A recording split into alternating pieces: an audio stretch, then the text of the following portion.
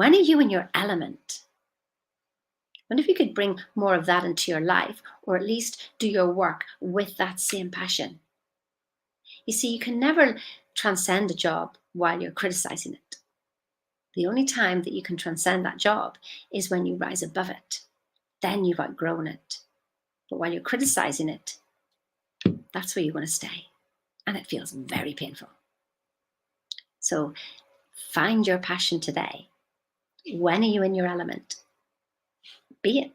Find that feeling and just try and spend as much of your day in that feeling. Have an awesome day.